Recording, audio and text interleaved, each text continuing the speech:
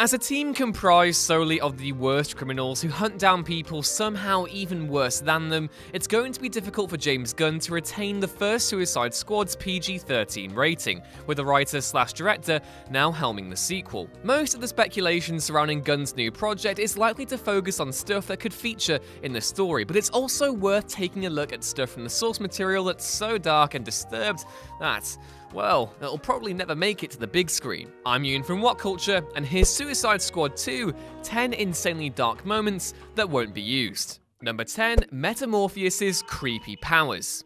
Why Metamorpheus hasn't been used properly in the comics is a continual mystery, as his powers are cool enough that him only having 5 appearances since his creation seems like a total waste. The villain technically has 2 powers, one that lets him take the form and memories of those he comes into contact with, and another that lets him contort the bones and flesh of said form into what can only be described as the stuff of nightmares. Given Gunn is unlikely to change the sequel into a horror film, it's fairly likely that Metamorpheus isn't going to feature in it either. Number 9, Regulus mutilating the Swamp Angels. If you heard a story of a gang that ended up being killed and hung up like pigs in the sewer where they lived, you would probably presume it was the plot of next month's horror blockbuster. However, the actual place this story belongs is in DC Comics, or to be specific, in issue 10 of Suicide Squad Volume 4, where the new major opposition to the team is introduced by mutilating a separate crew. It's an effective way to establish someone as a serious villain, and a good way to make sure that this moment won't make it to the big screen, as the level of gore that would be required would push it way into R-rated territory. Number 8, Modem's face melts off. Of the small moments of gore that are likely to get into Suicide Squad 2, a man's face slowly melting is unlikely to be one of them. As such, the death of Modem, who briefly possesses the role of Task Force X's tech expert, is definitely not one we'll be experiencing on the big screen anytime soon. In a move more out of some slasher fic than a superhero comic, Modem is killed by a hacker appearing from his computer screen and murdering him by straight up burning his face off. Not only is it a dark moment, but it's one that would also be quite difficult to pull off, as making the CGI look like anything but a total Matrix ripoff would take a fair amount of money. Number 7, Hive stalker tendencies. Existing on a team that was created to make the Suicide Squad look like good guys is more or less a death sentence for any moral fiber a character could have ever had. That said, Hive, a member of a superpowered terrorist group known as Onslaught, kicks being a bad guy up to 11 by also being incredibly creepy towards his teammates. The Green Monster does this in style, using his power to split into many smaller versions of himself to stalk his companions, particularly while they're in the shower, which is as unsurprising as it is sleazy Norman Bates. It's not exactly shocking that supervillains do bad things, admittedly, but you'd think you'd want to make sure that your fellow teammates don't have it in for you by being a stalking creep. Number 6, gross ant murders. Of the insect family, ants are fairly low down in terms of people being afraid of them. However, the 3rd issue from Suicide Squad Volume 3 proves that they can be every bit as terrifying as their spookier brethren.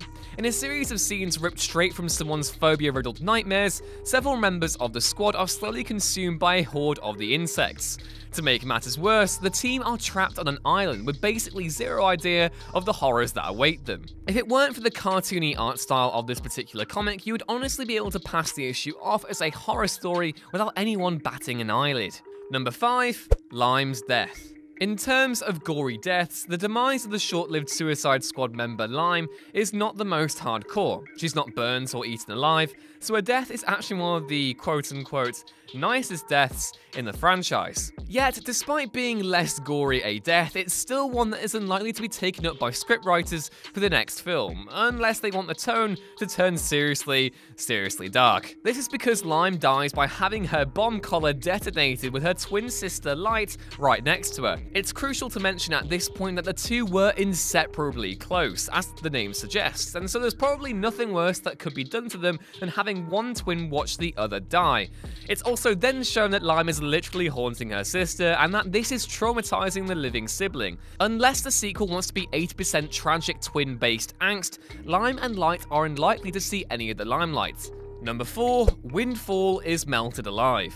Within the Suicide Squad canon, there exist characters whose purpose seems solely to suffer. Probably the best example of this is Windfall, who has a backstory that consists of her life being slowly and cruelly ruined. As though Windfall's backstory alone wasn't tragic enough, she also gets one of the saddest and one of the most brutal deaths in the entire series. Continuing an almost concerning trend of having members melted by acid, Windfall dies attempting to protect the team from an onslaught of deadly chemicals. Where were said chemicals coming from? Oh, just the toxic vomit of a monster made out of poisonous materials in a totally normal and not at all incredibly unusual death sequence. On the plus side, the writers did manage to make an intimidating figure out of a guy who vomits a lot, which is an achievement in and of itself. Number 3. Harley and Joker's reunion. Proving that every comic that involves the Joker's skinned-off face is the stuff of nightmares, Harley Quinn's moment with her pudding in the series is impossible not to be creeped out by. In a series of pages that remind us exactly why Quinn is still considered a villain in most major circles, she places Joker's face on a tied-up Deadshot so the ex-couple can have a friendly catch-up. Having a human's face placed on you like a mask is nobody's idea of fun, unless you wield chainsaws and chase people around in the Texan heat. But still, the idea of this happening in a superhero movie is almost too ridiculous. Though, it would be a great way to write out Jared Leto's Joker now that we think about it. Someone, get me Warner Brothers on the line. Number 2. Creepy exploding robot babies. The phrase creepy exploding robot babies is probably the single most unnerving concept you can introduce to a comic. This is doubly true when it's initially not shown that the children are robots, so for a good page or two of this particular story, you think you've actually witnessed a gruesome toddler death. Needless to say, although the discovery that the kids are robots makes it slightly less awful, the fact they still look like children is sure to wring some goosebumps from you when you least expect it. While the cartoony style of the 2001 series generally serves to make it less frightening, there's something about cartoon exploding kids that feels much darker, like some sort of messed up episode of the Looney Tunes. Number 1. Yoyos return. What's the only thing worse than being eaten alive?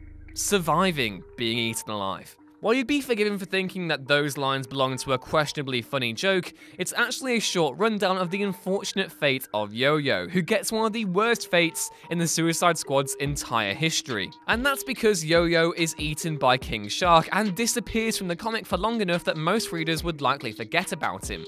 However, due to his elastic body powers, we find out, much later granted, that Yo-Yo survived being eaten and has been stuck rotting in the stomach acid of the Shark Man the entire time. Needless to say, the whole scene is more than a little bit disturbing, and while we can all appreciate the prospect of seeing King Shark in the new film, seeing him barf out old elastic Yo-Yo guy isn't exactly on my things to do before I die list.